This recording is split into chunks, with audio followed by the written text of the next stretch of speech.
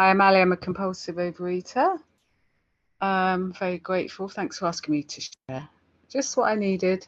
It was my birthday yesterday, so I've been in a bit of self-pity, and but yeah, I was just really grateful to wake up on my birthday abstinent, and I've been abstinent since I do know this 5th of September 2017. So this will be my 6th year of abstinence, and I'm just so grateful for just the people that have helped me. I can't do this alone. And this disease is cunning, baffling, and very powerful, and it's more powerful than any human. It's definitely too powerful for me, and I just made some notes, like just and I was looking at the doctor's opinion, and I just love this because I haven't read it for ages. And just read this paragraph because this is me. These allergic types can never this is on page, doctor's opinion. These allergic types can never safely use alcohol, sugar in any form at all. And once having formed the habit and found they cannot break it, once having lost their self-confidence, their reliance upon things human, their problems pile up on them and become astonishingly difficult to solve. And there's another bit on page. And just this bit really resonated on page 8 in Bill's story. No words can tell of the loneliness and despair I found in that bitter morass of self-pity. Quicksand stretched around me in all directions. I had met my match. I had been overwhelmed. Compulsive overeating was my master, and it's just that, my story, like I'm just like revisiting step 1, that I don't remember ever having a balanced attitude around food. For me, it's about that. Just remember that feeling, that illusion of comfort, of, just feeling so lonely. And I always talk about it in my shares about the hole in the soul, and just feeling so separate from others, and that feeling of, that craving, that undeniable craving of, the sweet wrappers, I'm going to be okay. I'm going to be okay. And that's the insanity of this illness, is I'm just going to have just going to have a little blowout, and then I'll be fine. And then it'll be under control, that absolute insanity. Keep doing step 2, keep doing the same thing over and over and expecting a different result. And like, similar story to everyone else, really, to others in the fellowship, that, my weight, I wasn't actually overweight when I came into OA, but I kind of have been in other fellowships, and, in my younger years was, really overweight. I've been really overweight. I've been underweight. Didn't have periods for 2 years. I've used over exercise, and, and just those years of just, I can do this. I can do this. And before coming into OA, I was, using yet another fad, and, doing this restrictive diet, the 5 and 2, and just feeling like the fat on my back, thinking, oh my God, I've got on weight again, and just that utter terror. And I remember thinking, yeah, I can't do this anymore. I can't do this on my own. But I was, what am I now, 46? So, I came into my first meeting, got my sponsor immediately at my first meeting, but I was 40. And, pretty much since the age of 3, I'd just spent years just thinking, I can do this. From the ages of, and, when I look back at periods in my life, like, I can remember what I was eating. I can remember the binge meal I was eating when I was like 18, and binging with others, and then the next morning, and I remember that the compulsive calorie counting. Oh, have I been sharing for 10 minutes? No, you said to share at 10 and then 2. Oh, and I've got 10 minutes left. Okay, thank you. Cheers. And then, yeah, just that. And I remember sort of I suppose I'm quite good with numbers now, because that's just compulsive calorie counting, and the illusion that if I just get to that weight, my life will be okay. I'll have the perfect boyfriend. I'll have the perfect job. People will like me. I'll be confident. I won't have that gaping hole of low self-esteem. I want to get out of bed in the morning. I'll be like that slim girl in the advert with the tight jeans, eating the slice of pizza and then going, hey everyone, I'm Miss Extrovert.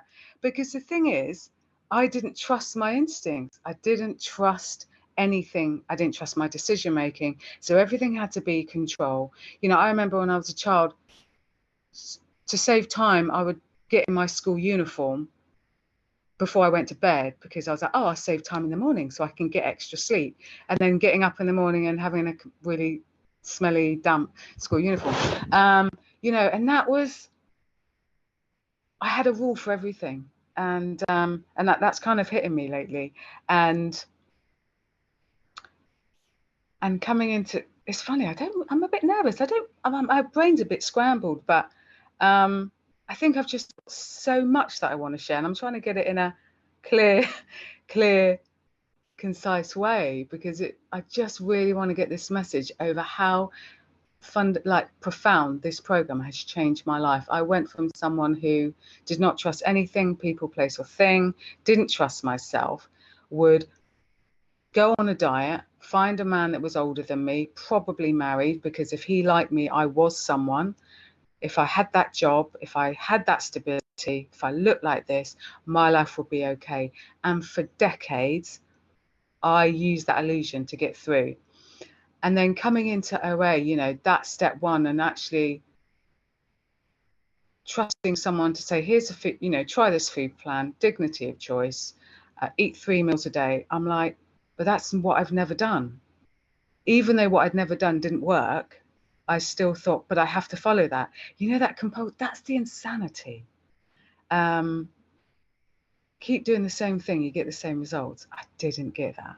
And, coming in,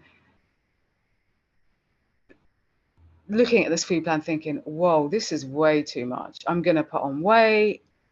And, that was the start of the letting go, okay, I'm just going to try something different.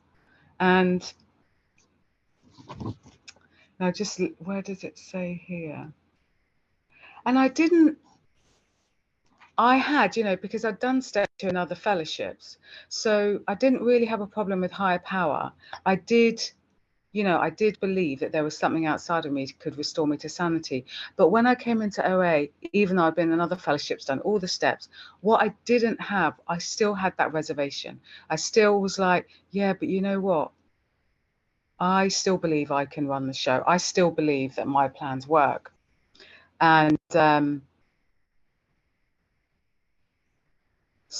you don't know until you know. And that's the thing. And that's why recovery for me has just been infinite.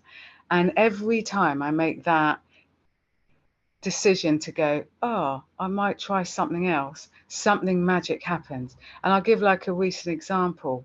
For me, I'm someone who, I kind of go through these periods where, and I'm hitting a period at the minute where job's going well, I'm in a relationship, family life's going pretty well, my health's pretty good, and I'm kind of comfortable, but I don't really know what to do with that, because my history is kind of one of, trauma, whatever, like family trauma, PTSD, whatever, and I'm seeking outside help for that.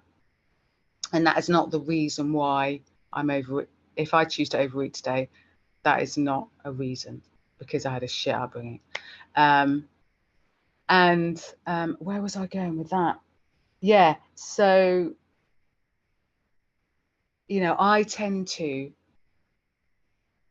I don't really know what to do with that. What do I do with that? Because what it is, there's a fear that if I just accept life on life's terms and be in comfort, something's going to I'm waiting for that devil behind the door to go, I've got it. That's it. That's what I'm waiting for. Because when I'm happy, I'm waiting for the rug to be pulled out underneath me. And the thing is, I'm happy.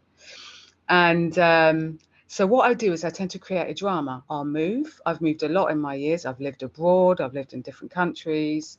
I've split up. I've got into abusive, not abusive, but toxic relationships.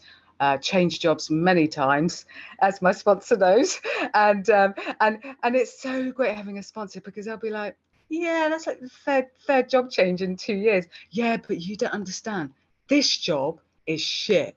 You said that about the last one. Yeah, but you don't understand. This is different. This is different. And this is step 2. It's like being restored to sanity. And something hit me, because I'm in a situation now in my job. I don't want to change the job, but I just want to change a status. Anyway, there's something I want to change, of course, because that's what I do. I change the scenery. But yeah, I don't change what's inside. And it's so interesting, because the thing is, this illness is progressive. So what's happening is I change the job, and then the period of the honeymoon period is getting shorter. So then I've gone to my sponsor, right, I'm going to change this. But already I'm like, can you see what you're doing, Ali? The job is shit, but you still want to apply to go permanent. Oh, how interesting. And it's like, it's actually not about the job, is it? It's not about the job at all. Actually, doesn't matter if I stay locum or permanent. And it was just a real, and then I've been asked to share on step 2. I'm like, oh, I love that. And it's like I've got to spend about 7 hours prepping for the interview. And I'm like, well, you've done that before several times, and it doesn't really make a difference. So why don't you just spend a couple of hours, do a bit of this, do a bit of that? And it's like, yeah, but you've always done that, Ali.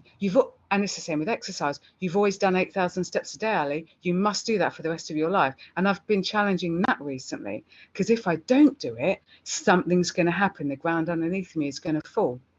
It's almost like a bit OCD. If I don't check the oven before I go out, I'm going to fall down a black hole. It's very similar. And I really do have those OCD kind of characteristics where I just need to do this one thing. I just need to go on this one. I need to get this job. I need to get this boyfriend. I need to earn this amount of money. The house needs to be like this. And that is a spiritual malady for me. That is the real fear. That's the control. And what do I do when I just don't do that? What do I do when I don't go for that run that day? What do I do when I don't pick up that chocolate bar, or I don't go on that diet? 2 minutes left. Thank you. That's when I do that, and I say this to my sponsor in the mornings, I'm like, I pray for conscious contact. When I don't do what I've always done, suddenly that space comes up in me with my higher powers in me. It's like in my solar plexus, whatever. My higher power is different every day. Can be the sea, but I start to hear. So the thing is, my higher power's always been there, but it's whether I choose to take the earplugs out, because the earplugs are like my self-will. That's my control. That's my fear. That's all the defects.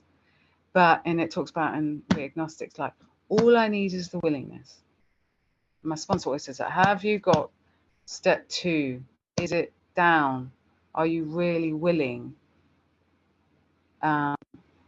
And the rest will follow. It talks about that in We Agnostics. If you're just willing, then the rest will take care of itself.